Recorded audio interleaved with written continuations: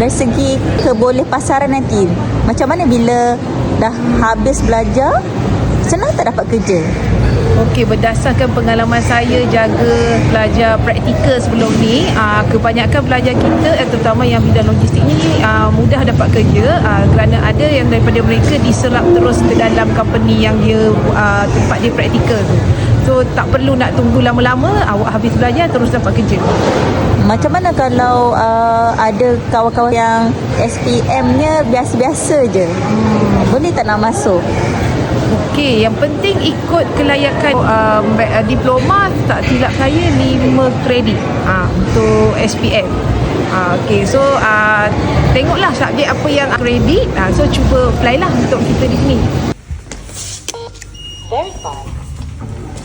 Nak tahu lebih lagi tentang Diploma in Industrial Logistics di Unicat MyTech, boleh komen di bawah ataupun boleh DM saya secara personal.